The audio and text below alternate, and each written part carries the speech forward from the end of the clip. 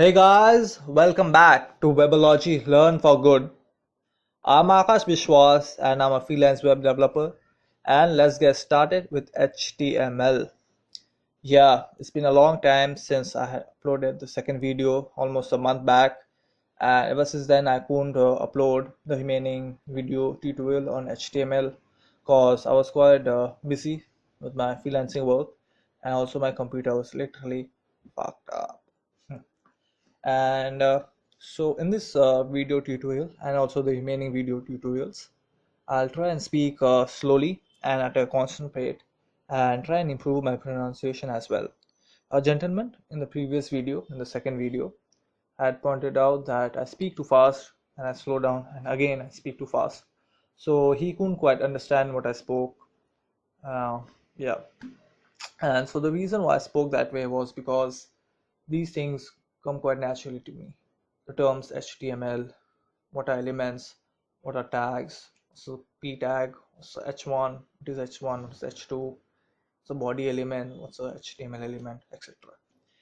It's because it's been almost 4 5 years since I've been learning and working, so they come quite naturally to me, but I realize that not everyone can quite understand if I speak too fast. Okay, so I'll just recap on what I had spoken and what I had said in the first two videos. So HTML stands for Hypertext Markup Language, and it's not a programming language. And I'm just repeating this because a very popular YouTube channel on YouTube that teach HTML say that HTML is a programming language. Well, it is not. So markup language. And HTML is based on elements and tags, and that I've covered in the second video, and also how to create a web page from scratch using Notepad and how to save a web page. And so if you haven't seen that video, I suggest you to have a look at that, because there's really no point in continuing without knowing what are elements and tags and how to save a web page. And also in this video tutorial, we're going to look at two very fundamental and important aspect of HTML, which are block level elements and inline elements. What are the difference between a block level element and an inline element? And also we are going to look at a couple of new elements and how to create a web page using those elements. So let's get started. So a block level element always begin on a new line and has space before and after it. And a browser treats a block level element as though they are in little rectangular boxes stacked up in the page. So examples of block level elements are p tag, paragraph element, heading element, tables and forms. So if you see a paragraph on a web page using the p tag, you always find space before and after it. Or even if you have h1 or heading element, you'll always see space before and after it. So that is a block level element. It always has space before and after it. Well, inline elements don't start on a new line. They just come in the flow of the content. And examples of inline elements are image element, HR element, and BR element. And also, should remember this, by rule, a block level element cannot ever be inside an inline element. Okay, and if you validate your web page through W3C validator, you'll get an error.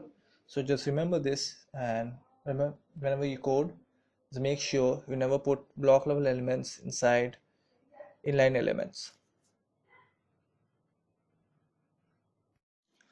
Okay guys, so here I have the HTML document open in the editor, which is Notepad. So we're going to use our Notepad to edit all our web pages. And here is a basic code of an HTML document. So by now you should be knowing what's a doc type element, what's the HTML element, what's the head element, what does the title element do, what's the body element, etc. So I'm not going to explain that in this video tutorial.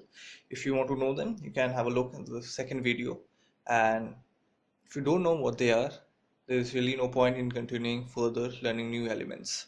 Okay, so let's go ahead and learn new elements. So in this video tutorial, we'll start learning the first element, that is the comment element. Well, the comment element is used to insert comments in the code of the document. It helps in providing description and explanation of the code and can be helpful in editing the source code. So the syntax of comment element is this.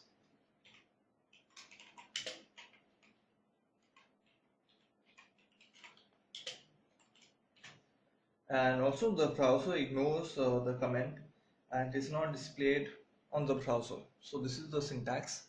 I'll just go ahead and save and let's see what happens. So here I have the web page and open my first web page and refresh, and still you see nothing will be displayed on the browser because the comment element and the content inside the comment element will be never displayed on the browser. But you can see the comment element in the source code of your document. So to view the source code in Firefox, you can go to view page source, and there you can see here the comment element. And if you're using any other browser like Chrome, Opera, Internet Explorer, or even Safari, you'll always have an option to view the view page source, and be slightly different, but you can always see the code of the web document, and it is also very useful. And let's go ahead and add a few more comments and see how you can use them. So I'll just go delete this and add text.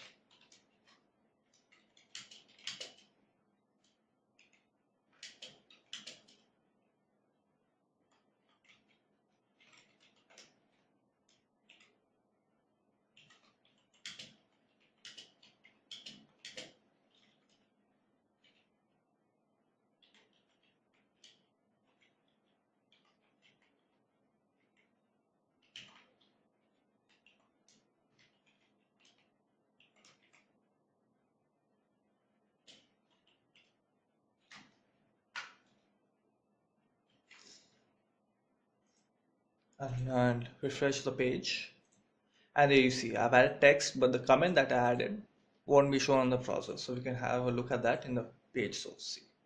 And this is just an example I've given. I really don't know if this website exists, but just to give you an example I've taken. Let's minimize that and see, learn a few other elements. Okay, so next element we are going to learn is the block quote element. It is known also as a long quotation. And say if you want to display a long quotation, a testimonial, or a section of a copy from another source which spans more than 4 to 5 lines, you can use the block quote element. And this is a block line element, so it'll have space before and after it. And it is also, you can use other elements like paragraph or heading inside the block quote element to emphasize that it is a quotation from certain source or etc. And the content that is written within the block quote element will be always indented to the right. Okay, so let's go ahead and create our block quote element.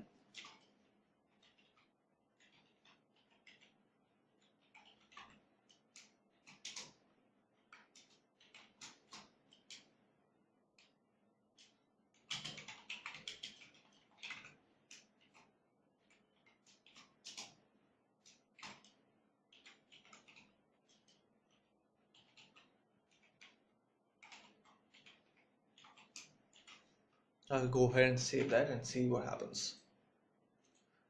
Refresh the page, and there you see the code, the text will be always indented to the right. So this is a very basic example I've taken. You can have more sophisticated examples, but let's see after this, if we add text, what happens.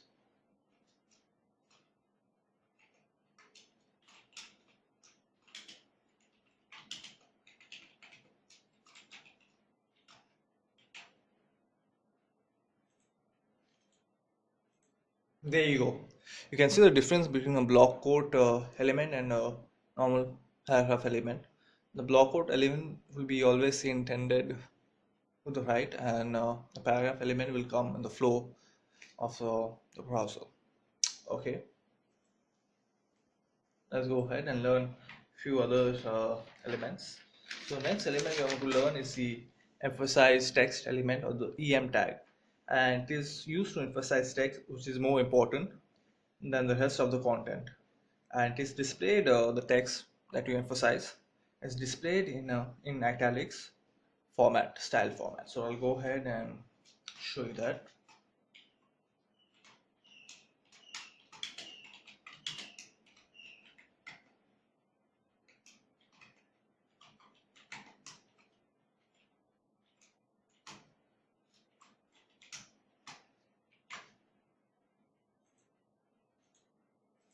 So there you go. I've emphasized HTML as in italics.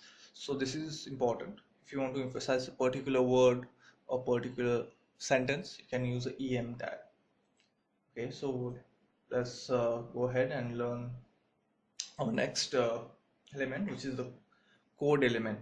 So the code element is used to display text that can represent, say, computer code. Say if you in your web page or website you want to display the code of a particular program, or if you're teaching a programming language like C or C++, or even if you're teaching HTML, which is not a programming language but a markup language, you can use the code element to show the code.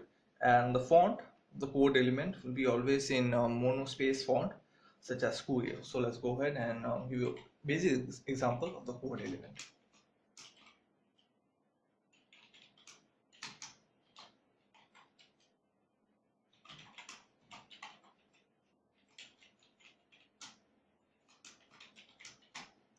So for now, don't worry what these are. We'll have a look at them later. Okay, so just go ahead and save and refresh. So there you see the code element. So the font is different, and you can have a can write an entire HTML code on the browser using the code element. Okay.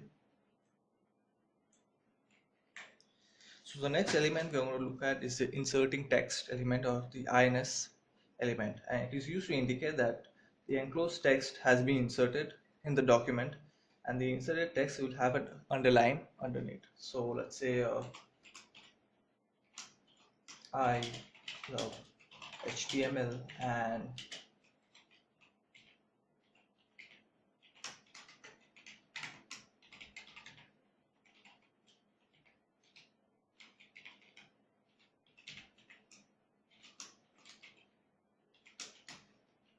CSS.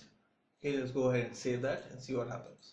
So there you see I've inserted the CSS text, and there's underline meaning. Okay.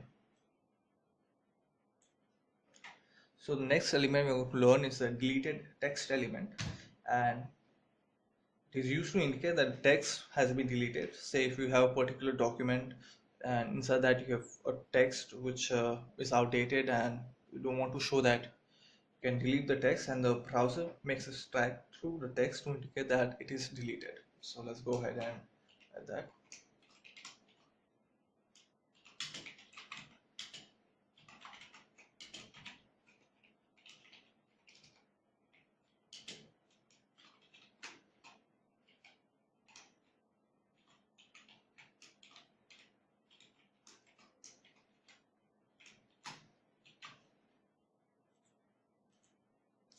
So there you can see I've written I love HTML and CSS, and CSS has been deleted, it has a strike through. So the browser automatically puts a strike through on the deleted element.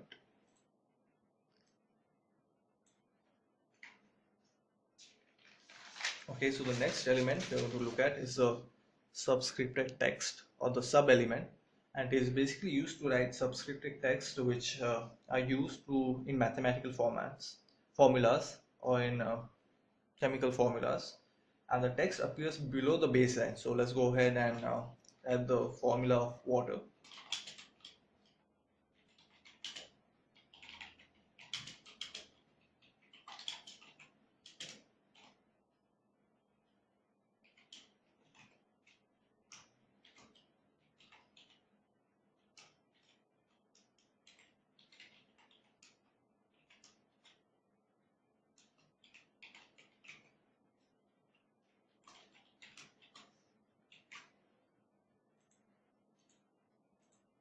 So there you can see I've written the formula for what is H2O, and the O is below the baseline, and because I've used the sub or the subscript text element. And you can also use the superscript element, which puts the text above the baseline, and it is basically used in footnotes or in exponential values in equations. Okay, so I write 2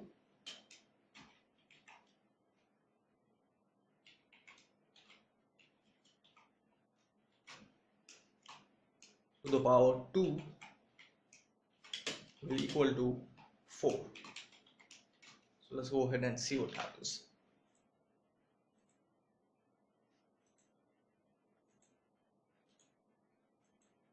So there, oh, sorry.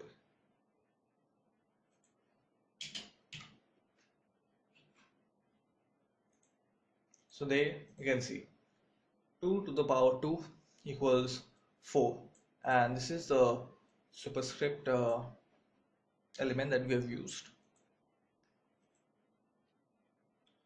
Okay, and the last element that we are going to look at in this tutorial is the pre-formatted text, and it uses the PRE or the pre element, which instructs the browser that the text should not be formatted again, and it is by default that the browser ignores spaces. So if you in a text using the paragraph element put too many spaces or white tabs, that will be ignored automatically. And so if you want to preserve a certain amount of space and tab, you have to use the PRE element, and it is essentially used for formatting code, say computer code, and also if you want to write poetry or some other format of a document.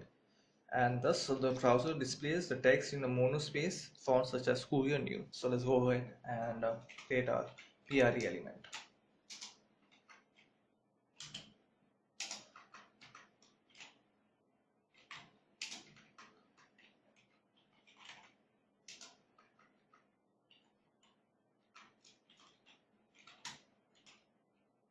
I'll go ahead and save and see what happens.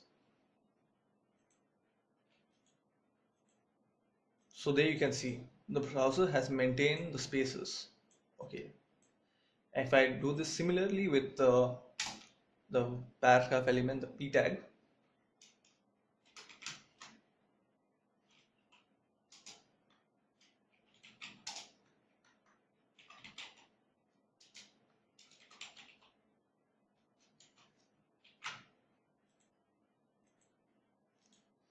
this is what will happen. The paragraph element, you'll never get to maintain the space or tabs. The PRE, the pre-formatted text, you can preserve the tabs and the white spaces. So that's it for this video tutorial. Hope you guys have learned new elements and how to use them. And there might be certain mistakes here and there. Just I mistake opened a new in the software at the end or something like that, but don't worry about that.